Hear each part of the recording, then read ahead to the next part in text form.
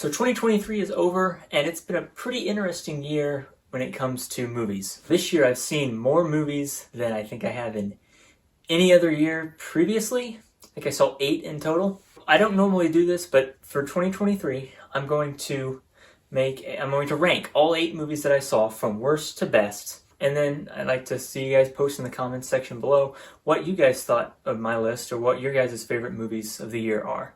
Now, this is only just the movies that I have seen, so there were several movies that came out this year that I haven't seen. Now, before I get started, just talk about 2023 in general for movies wasn't very good. What with the actors' strike, the writers' strike, and then the 100 Years of Disney, which didn't turn out very well. I think they're saying that this is Disney's worst year on record for them. I think it's important to note that I saw a report that only one movie this year that took over $200 million actually made a profit, which is going to be on my list today.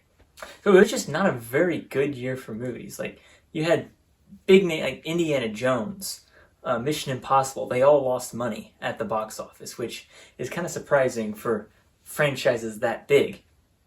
So for movies this year, 2023 just has been kind of a disappointment. But there's also some movies that came out that were really good. Some of those movies that I saw, some of them I didn't see. A few of them are on this list. So I think it's just important to note that when it comes to movies, 2023 was kind of a letdown. But there were a few movies that came out that were really good. I'm going to talk about a few of those today. So again, I saw 8 movies this year, and here's all 8 of them ranked from worst to best. So without further ado, we'll start off with my top 8 movies of 2023. Number 8, The Flash. So this movie, when I went and saw it, it was better than what I was expecting from the DCEU. And we'd seen a couple movies before that came out that weren't very good. Not many people liked them. I had heard good and bad things about The Flash. Namely, the CGI I heard was terrible. And then we had the Ezra Miller controversy, which that was one of the big things for me when I went and saw it. One of the things that kept me from wanting to see it was I didn't want to see 2 Ezra Millers on screen at the same time. It was just, the whole situation was just nasty. And we didn't get 2 of them. We actually got 3 of them at one point in time. But that being said, when I went and saw the movie, I wasn't too disappointed with it. And then I went back and rewatched it. And yeah, my opinions for that movie just tanked significantly. A lot of the jokes and stuff, a lot of the humor, a lot of the movie in general was just cringe. There was a lot of scenes that just were kind of goofy and they didn't make a whole lot of sense, and it's like they didn't need them in there, and they were just, like I said, it was a very cringe movie pretty much all the way through. I think the only good thing that came out of it was Michael Keaton's return as Batman. But even that was overshadowed a little bit, and basically the only purpose that he serves for was nostalgia bait. And speaking of that, with all the different CGI scenes, this was probably the worst CGI I've seen from any movie. And when you look at the budget of how much this movie cost, you would have thought the CGI would have been a whole lot better than what it was. I mean, some of the scenes, specifically some of the older nostalgic bait scenes with Superman in it, they seemed like, it almost looked like it was a cardboard cutout at times. And then some of the other scenes, like when he's jumping through time, it really looks fake. I mean, so much so that it distorted the people, and it almost made them, they didn't look human. So, I mean, the CGI was probably the worst aspect of this movie for me. And then, of course, everything going on behind the scenes with Ezra Miller and all the stuff that was going in. So therefore, that was the least favorite movie on the list, and I put that at number 8. Now, number 7 on the list didn't technically release in theaters. It released on streaming, but I'm still going to count it on this list as it was a new movie that was released in 2023. So with that being said, here we go. The number 7 movie of 2023, Rebel Moon Part 1, A Child of Fire. This movie I wasn't intending on watching. I had heard a little bit about it when it was coming out, that it was the newest Zack Snyder movie.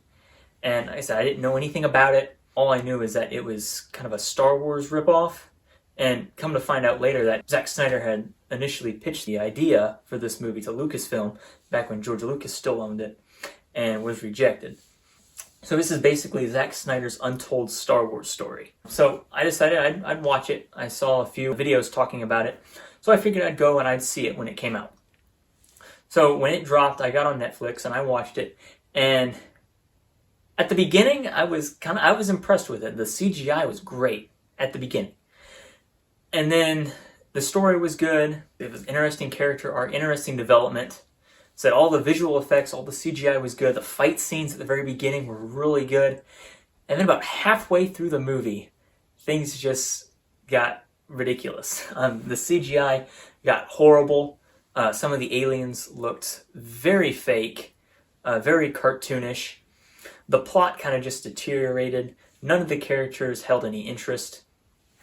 Essentially, this movie was the plot of The Magnificent Seven, but much worse. They're going out to planet trying to find this crew to save their homeworld that's under attack by this Imperial-like army. And it's basically, the entire movie is jumping from one planet. They recruit one person to help them, and then they immediately jump to another planet, find the next person to recruit, and then off to the next planet. That's the entire movie. And then at the very end, you get the whole crew together, and then they get betrayed by one of their own, and then there's the big final fight with the villain of the movie. So, really, this movie was kind of a letdown for me. So at the beginning, started off strong. They had I think it was the very first fight scene at the very beginning of the movie, I thought was really good. But other than that, and other than the CGI at the very beginning when it's showing like the stars and the planets, I thought that was really great. And then the rest of the movie just fell apart. Now, it wasn't all what I had expected it to be. Now, I mean, there were a few things that I liked the whole way through. Typical of Zack Snyder movies, it was visually striking. Some of the scenes were pretty interesting. The visual effects, they held interest, and they actually looked good compared to a lot of movies that came out this year. But other than that, the story wasn't very good.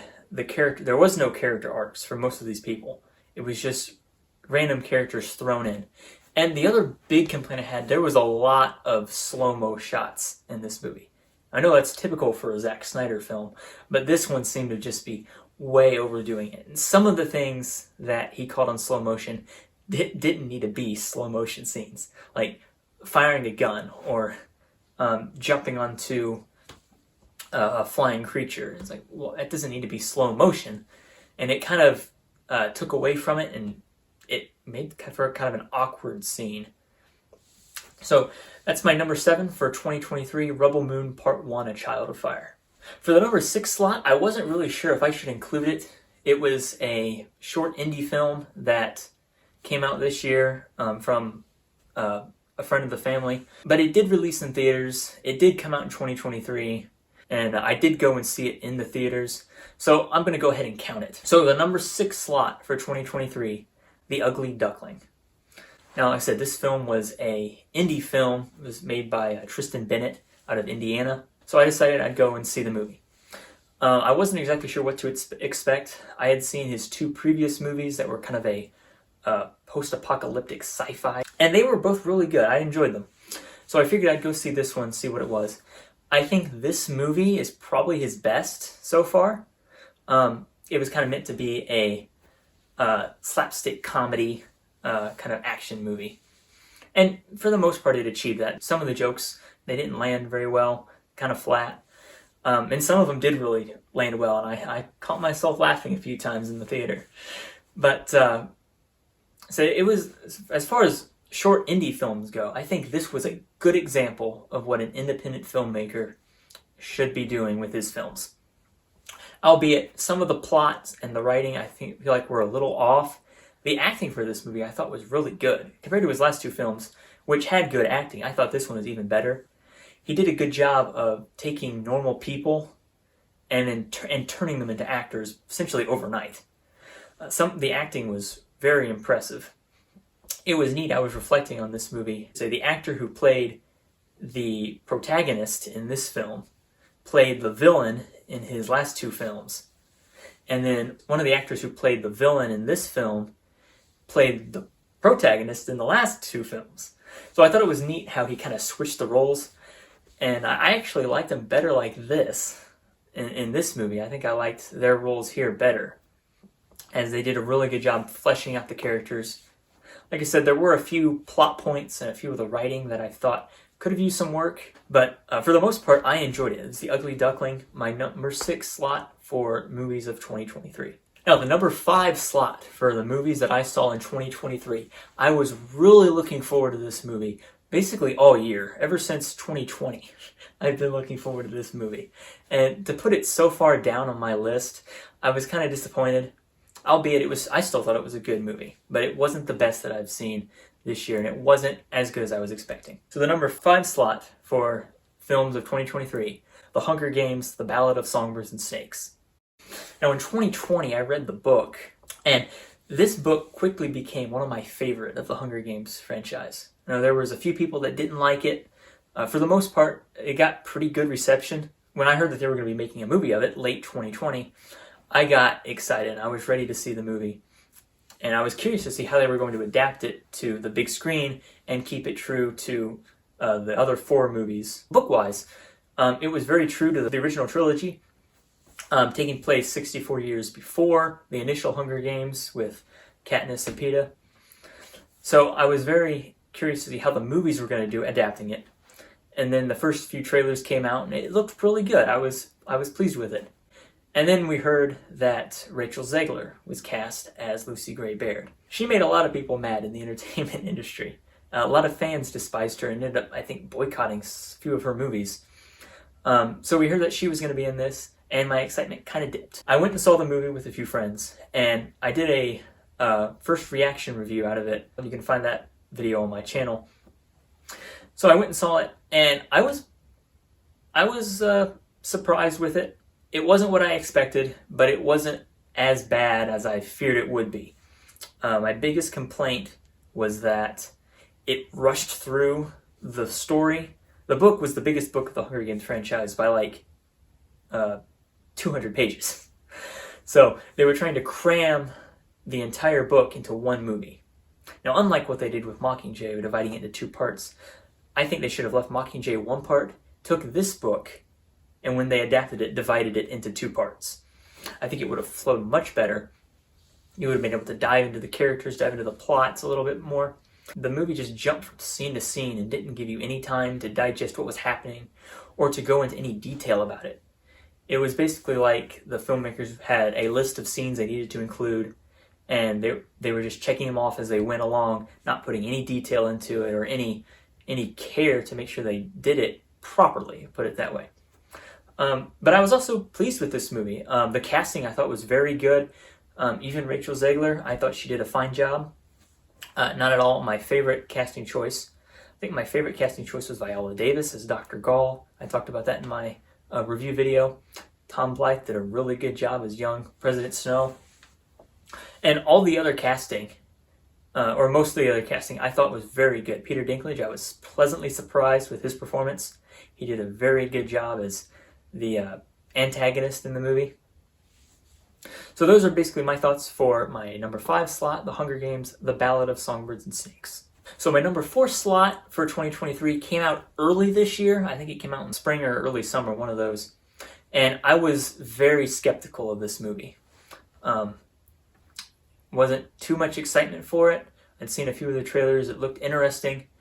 But with the current track record that the studio was having, I was very, very wary about watching this movie. So I essentially went in on a gamble, 50-50 that it was going to be good or bad. So my number 4 slot for 2023 was Guardians of the Galaxy Volume 3.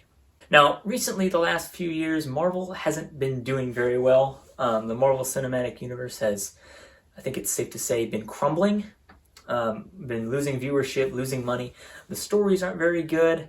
I know the visual effects and the CGI has taken a turn for the worse. So when I heard that they were going to do a Guardians of the Galaxy Volume 3 with getting James Gunn back to direct it, and that it was going to, well, what I had heard, it was supposedly going to have more of an old, familiar Marvel Cinematic Universe feel to it. It wasn't going to be Phase 5 movie. In fact, I think I heard that it was originally made for, I think it was Phase 3 or 4, and got pushed back to Phase 5. So I was very curious to see what they were going to do. I had a few hopes for it, but not much. I went in and saw this movie. It was almost like 3 hours long, and this movie was pleasantly surprising. I didn't realize it was going to rank this high on the list, to be quite honest, but it was actually a pretty good movie. It felt very much like a Phase 3 MCU movie. You didn't have all the different problems that Marvel's got going for it now, all the different check boxes that they're trying to hit for their movies and shows now. It didn't have any of that. It was a good, clean story with relatable characters and a villain that was not misunderstood. It was just a very dark, evil, sinister villain, which was something that I was desperately craving for again in the MCU. But the characters did really well. It was true to the original 2 movies. Again, good characters. The humor was good. The soundtrack for this movie, I didn't like it as much as the first movie or the second movie, but I think the soundtrack for the different scenes that was in it, the soundtrack worked really well, and I really liked their choice of music for this movie. Now, number 3 for 2023 is another indie film. Again, this was a movie that I was not intending on going to see, and then I saw some reviews out for it, and thought that I'd go check it out and see what it was all about. And when I saw it, again, I was pleasantly surprised. It was a movie with a heavier subject matter, so it was dark, it was kind of gritty, almost like a thriller movie, I guess you would consider it. But it was just a very sobering movie. And that movie, my third favorite from 2023, was Sound of Freedom. Now, this movie got a lot of backlash from the mainstream media and Hollywood. It was originally pitched to Disney. The movie was filmed. Disney had the rights to it, and they essentially put it on a shelf, didn't touch it for about 5 years, I think I heard it was. And then a independent studio, Angel Studios, which I believe they're the ones who are behind the TV show The Chosen, which that's a whole other conversation for another time. I've got strong opinions on that show, but they bought the rights to it, and they ended up releasing it. And again, this movie, while it was dark, while it was heavy, while it was very sombering, and it kind of left me a little, I don't know if depressed would be the right word, but it left me very conscious of the dangers around me. It's a true story about I don't remember what officer he was for, if he worked for the FBI or the CIA, I don't remember, but he was in charge of hunting down and arresting human traffickers. And it's a true story about an event that really happened in his life, where he went out and went to South America and was actually involved in trying to rescue these children from these human traffickers who had been sold. And it was really a sad, heart-wrenching story. And especially when you realize and you address the issue, and the movie talked about it, how this sort of stuff happens every day around the world, where these children are taken from their homes and sold into slavery. And it was really sombering to watch this movie and to realize that this stuff is real. This really happened, and it happens every day. The very beginning of the movie, while the credits were rolling, they showed real footage that had been taken from like security cameras or store cameras or street cameras, where it showed these children just being grabbed off the street and thrown into a truck. And it's just one of those things that just makes you take a step back. You just take a deep breath. I'm like, wow, you wouldn't know it if you didn't see it. And the movie really sheds light on that and exposes a lot of what goes on. And it was just very, very heart-wrenching to see, and very sad when you think about it. And I almost kind of feel guilty saying it was one of my favorite movies of 2023. I wouldn't say that it was an entertaining movie. I mean, it was, but I feel bad saying that given the subject matter. But it was definitely a hard movie to watch. And the next 2 movies on the list, I kind of struggled to where I wanted to put them, the top 2 and 1 spots. Kind of struggled about how I wanted to put those on here, which one I wanted to be my favorite. And I kind of had some silent debate to myself about it. However, I think I've got it down to as accurate as I can get it. I think they both came out around summer. Starting off with the number 2 for 2023, Oppenheimer. This movie was one of the 2 movies that I'd actually planned on watching this year. Out of all 8 movies, I ended up seeing only like 2 or 3 of them I had predetermined I was going to go see. This was one of them. Didn't really know that much about it. I wasn't really aware of what went on during the Manhattan Project or the Trinity Test, or just the life of J. Robert Oppenheimer in general. So when I heard that Christopher Nolan was going to be doing a movie about the creation of the first atomic bomb and the man who invented it, I was kind of excited. I thought it was an unusual choice for Christopher Nolan to make a movie about that. But he's done some historical movies in the past, so he definitely has experience in it. And his style of filmmaking is one of my favorites that I've seen. So I've decided I'd go give this movie a chance. And I went and saw it all 3 hours of this movie in theaters, and it was incredible. It came out the same weekend Barbie came out, so the Barbenheimer jokes were everywhere. And so I went and saw it with my brother, and I said I really enjoyed it. I thought this was a very well-written story. It's classic Christopher Nolan. It was not filmed chronologically. It had a few subtle twists and turns to it, a complex plot with a whole cast of characters. There was probably close to 50 different casting, like big name actors that were in this movie. The big things that I take away out of this movie were the performances of specifically Robert Downey Jr. in this movie. He stole the show, in my opinion. He was the heart of this movie as the antagonist. And the other one was Cillian Murphy as J. Robert Oppenheimer. I had seen some of his other movies before, and I liked him as an actor, though I never really gave much thought to him as a forefront lead actor.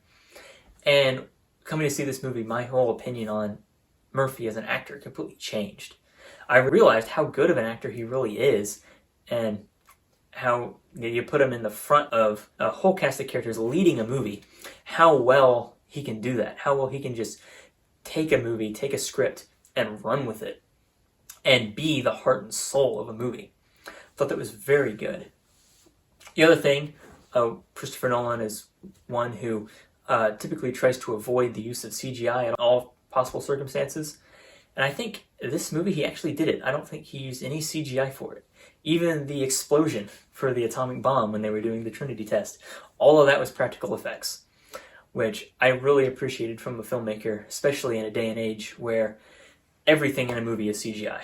So this movie, Oppenheimer, was dark, it was kind of gritty, it was a sombering historical narrative about the life of J. Robert Oppenheimer and all that went in behind the atomic bomb. And I say sombering because you look at all what happened, not just to him and the tragedies that he faced in his life, but just the whole concept of scientists coming together from all around the world and working on a project that massive, such a weapon of mass destruction that has caused so much damage, especially during the latter end of World War II and all throughout history. And you see all these scientists coming together to do that, and it makes you really stop and think like, wow, how much of that is still going on today that we don't know about? How much is the government actually doing that the average person doesn't know about, that isn't aware of? So it's kind of sombering in that respect. But from an entertainment standpoint, from a historical narrative standpoint, I thought this movie was fantastic. It really brings to light a character from history and an event that not many people know about, not a whole lot of people talk about. And it was certainly an important part of American history and world history, in fact. So it was very good. I enjoyed it. And it was my second favorite movie of 2023. Now, I guess an honorable mention would be, it wasn't a movie, but it also came out on Netflix this year. It was the live-action adaptation of One Piece from the classic anime. Again, it was a show I was not intending to watch. Not a huge fan of anime. I think it kind of looks goofy and silly. So I went and watched this show, and again, was pleasantly surprised. It was a really good cast of characters. The world building was some of the best I've ever seen, quite frankly. And you really related to the characters. It had a good cast. Each character got their own story arc, their own subplot. The villains were well fleshed out. It was a very entertaining show with a lot of good characters, a lot of good world building, and a lot of good story plots and subplots, and I can't wait for season 2. My number one favorite movie of 2023. Again, this was a movie that I had not intended to go see. It was a movie that I didn't want to go see. I was originally asked if I wanted to see it. I was asked on a Friday if I wanted to see it the next day, it's Saturday evening, and what I wanted to say was no. I didn't want to go see this movie. I had no interest in seeing in it, but I was bored. It was a weekend. I had nothing to do, so I decided that, yeah, I'd go see it. And I'm so glad I did. This was my favorite movie of 2023. So for my number one spot, my number one favorite movie of 2023, Godzilla Minus One. Now, I'm not a monster movie fan. I think the idea, the entire concept of monster movies, I personally find stupid. I don't get what people see in it. I don't get excited about a monster movie. Just seeing a monster running around destroying a city. Got no interest in that, no desire. So when I was asked if I wanted to see Godzilla Minus One, my initial thought was no, I don't want to go to the movie theater to see that. But again, I was bored, it was a weekend, I decided to go. And I am very glad I did. This movie was not like other monster movies. It was, I think it's unique is a safe word to say when describing this movie. It didn't focus so much on the monster as it did on the human element, what their trials. Most movies, it's the monster comes in, and usually you're rooting for the monster. You want the monster to destroy the city. You want them to wreak havoc on everyone. In this movie, it's the opposite of that. It's focused on the people of the movie. It's centered around them, and they're trying to destroy this monster. So you're rooting for the humans in this movie to be able to find a way to defeat this undefeatable foe. Now, this movie also took kind of a unique twist. It's set just a couple years after World War II in Japan, so it's dealing with the aftermath of the atomic bombs, the aftermath of just the war in general, the fall of Germany and the fall of Japan as a country, just the devastation that they took and how much that country was ravaged. And it was about them trying to build back, and then as they're trying to build up, Godzilla comes in and destroys it all again. So there's that kind of element to it where you're sympathizing with the humans. You want them to be able to rebuild and to grow, and this monster comes in and threatens to take them down even worse than what they were after the war, which was hence the title Minus One, whereas the end of World War II put them right at 0, or right at 1, I guess you could say, and then right after that, Godzilla comes up and makes things even worse, putting them below 1, minus 1. So when I went and saw this movie, I was very skeptical of it, wasn't exactly sure what to expect, and then I came out and absolutely loved this movie. I think a lot of what really helped was that this was it was not a Hollywood-made movie, which I feel like if it was, it would have been Americanized, and it wouldn't have been as entertaining. There would have been all the Hollywood messaging in there, all the Hollywood glitz and glamour. There wasn't any of that in this movie. This movie was made by a studio in Japan, so it was all Japanese actors. The movie was filmed in Japanese with English subtitles, and I think that really did a lot. It helped add to the experience, I think. Just the entire aura of the film in general. Well, I would much rather see a movie if it was made from a different country to be in that country's own language rather than the voices be dubbed with English lines, and that kind of hurts the overall feel of the movie. I really enjoyed this movie. It was my favorite movie of 2023, and those are my top 8 favorite movies of the year. So the 8 movies I mentioned, the list that I compiled is very subjective. I know these are only a fraction of the movies that came out in 2023, so it's not completely. If I had seen some other movies, I might have those might have been higher on the list. But I said there was a lot of movies I didn't see. I didn't see Barbie. I didn't see Mission Impossible 8. I didn't see Indiana Jones or Voyage of the Demeter. I didn't see any of those movies. So had I seen some of those movies, they may have, and put those on the list, that may have affected some of what happened.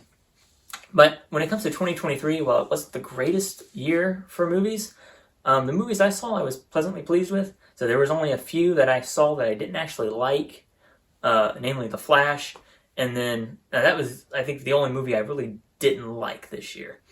The other one, Rebel Moon Part 1, I was kind of indifferent about it, didn't really care. It was one of those movies I watched and then immediately forgot about it. For me, the movies that I saw, 2023 wasn't so bad a year when it came from, for me at least. I don't exactly know what 2024 has. I think so far I've only got 2 movies planned that I'm going to go see. I'm going to go see Boys in the Boat in a week or 2 from now. And then, of course, March 1st, I'm going to go see Dune Part 2, which I'm going to do a first reaction review for that movie as well. So those are my top 8 movies of 2023, ranked from worst to best. What did you guys think about that? Did you agree with me? Did you disagree with me? Do you have a different list, maybe, of movies? Let me know down in the comment section below, and I hope you enjoy this video.